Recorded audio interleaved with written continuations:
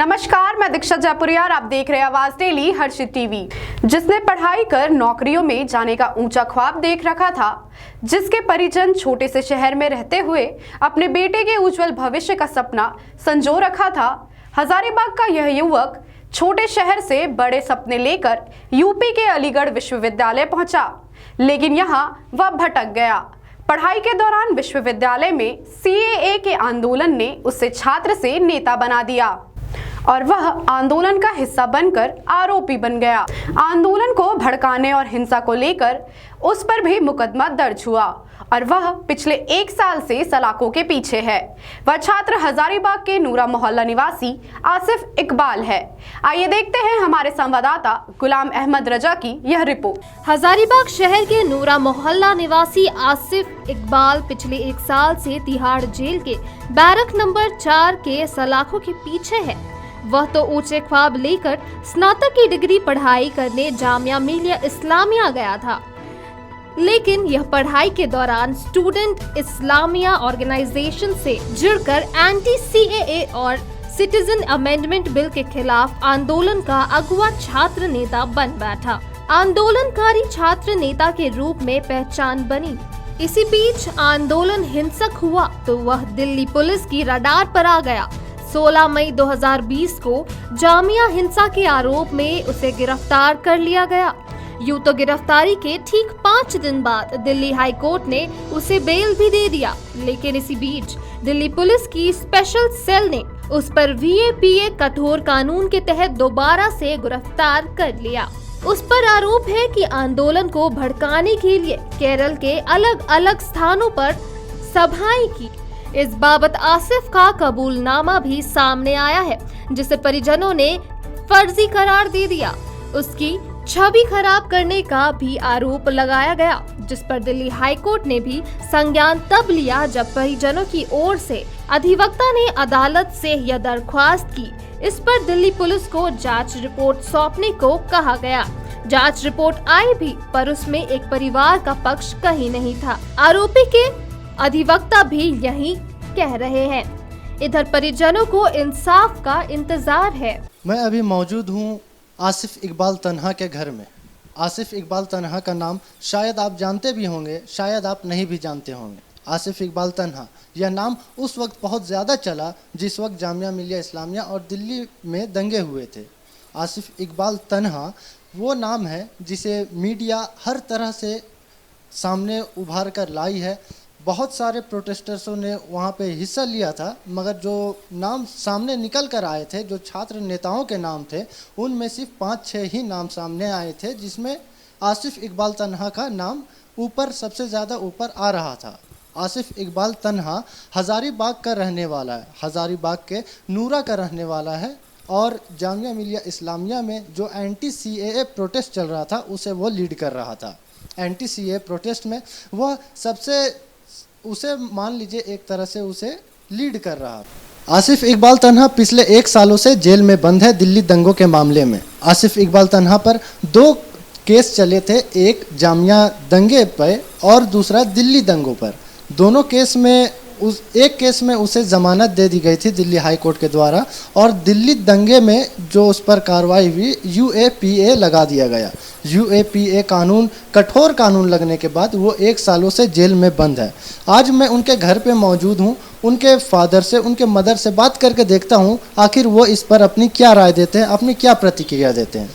सबसे पहले आप अपना नाम बताइए। मेरा नाम मुजीबुल्लाह है और मैं आसिफ इकबाल का फादर हूँ और हमने आसिफ इकबाल को जामिया मिलिया में आला तालीम के लिए भेजा, चूँकि ऐसा इदारा इस इलाके में झारखंड में नहीं है, इसलिए हमने उसकी सलाहियत को देखते हुए मैंने उनको वहाँ भेजा। तो उन्हें जब आपने वहाँ पर तालीम हासिल करने के लिए भेजा, उन्हें पढ़ने के लिए भेजा, वो अचानक से राजनीति में कैसे कूद पड़े? छात्र राजनीति में वो कैसे कूद पड़े? अब यह है कि जामिया के माहौल या दिल्ली जवाहरलाल नेहरू यूनिवर्सिटी के माहौल को उसने देखा, परखा, पढ़ा, तो उसको भी अंदर ये जज्बा पैदा हुआ कि हम भी कुछ लीडर टाइप का काम कर सकते हैं, हम भी नेतागिरी कर सकते हैं। नतीजा है कि वो चूँकि वैसे वो बचपन से ही दूसरों की भलाई करने में, दूसरों के साथ मदद करने में, अपने पॉकेट में अगर पैसा है तो दूसरों की मदद कर दिया, कोई जो कोई भी मदद मांगा या किसी भी मामले में वो बहुत आगे रहता है। उसके अंदर एक मैंने दूसरों की खिदमत करने का जज्बा हमेशा उसके दिल में रहता है, और ये जज्बे ने उसको क्या है लीडर बना दिया। दूसरों को सेवा करने के भाव से वो लीडर बनकर सामने उभरे। अभी वो छात्र राजनीति में ही थे और सक्रिय राजनीति की ओर बढ़ रहे थे, मगर उसी बीच दिल्ली दंगे में उन्हें गिरफ्तार कर लिया गया। मगर 1 साल से ज़्यादा हो चुके हैं, 1 साल से कुछ दिन अब ज़्यादा हो गए हैं, मगर फिर भी अभी तक उन्हें ज़मानत नहीं दी गई है। इस पर आप अपनी क्या प्रतिक्रिया देते हैं? आपका बेटा 1 साल से जेल में बंद है। देखिए, सबसे बड़ी बात यह है कि उसको तो दिल्ली दंगे में फंसाया गया है। वो जिन दिनों में दिल्ली में फसाद हुए उन दिनों वो केरल गया हुआ था। उसके पास हवाई जहाज़ का टिकट भी है, कंप्यूटर में लोड भी है, सब कुछ है, और वो फसाद ख़त्म हुई उसके बाद वो दिल्ली लौट करके आया है।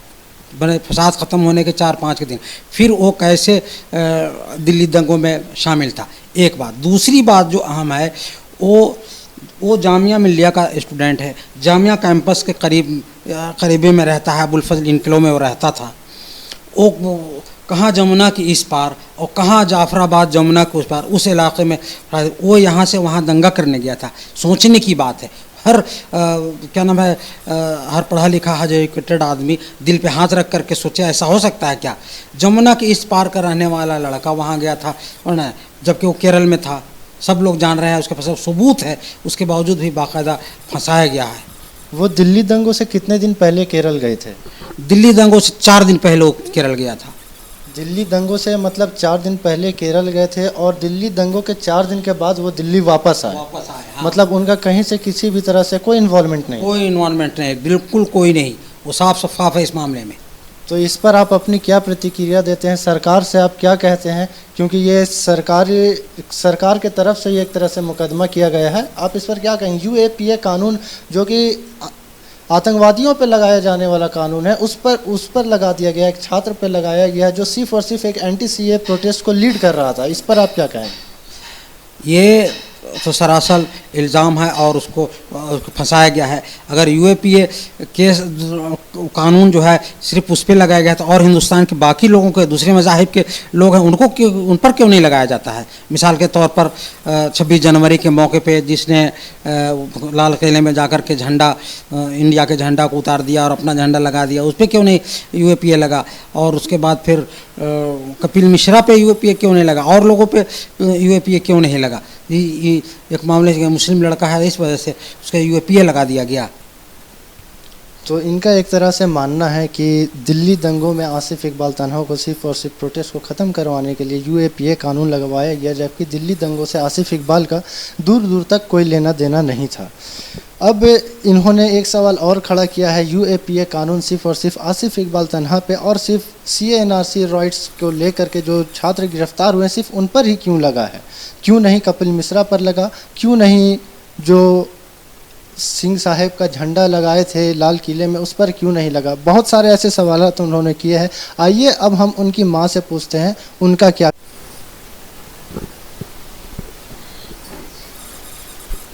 आसिफ इकबाल तन्हा की माँ भी अब यहाँ पर मौजूद हैं, हम उनसे जानने की कोशिश करते हैं। 1 साल से उनका बेटा जेल में है, जो कि इन लोगों का मानना है, अभी तक कोर्ट ने तो कोई फ़ैसला नहीं किया है, मगर इन लोगों का मानना है कि दिल्ली हिंसे से दूर दूर तक आसिफ इकबाल तन्हा का कोई रिश्ता नाता नहीं था।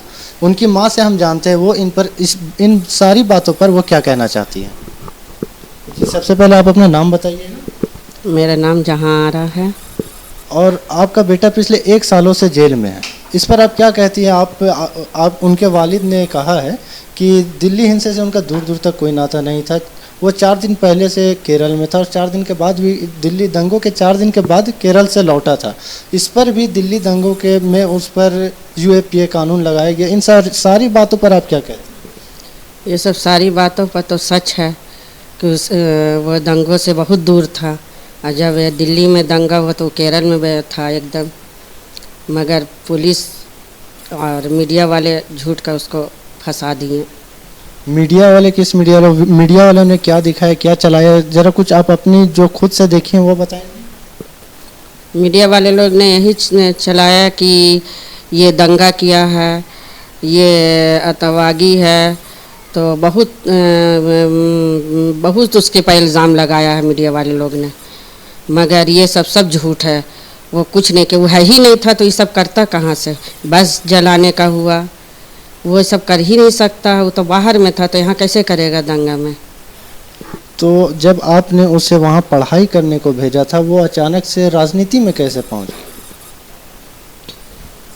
वो तो हम भेजे पढ़ने के लिए, और वो था भी बहुत अच्छा पढ़ रहा था, अपना कारोबार भी कुछ संभाल रहा था, मगर ये ईसाइयों में जाके फिर कैसे राजनीतिक में हुआ ये हमको समझ में नहीं आया। कभी आज तक नहीं कहा हम कि राजनीतिक में है। तो आसिफ इकबाल तन्हा वहाँ पे खुद से काम भी करते थे, खुद से पढ़ाते थे। वो एक गरीब फैमिली से बिलोंग करते हैं।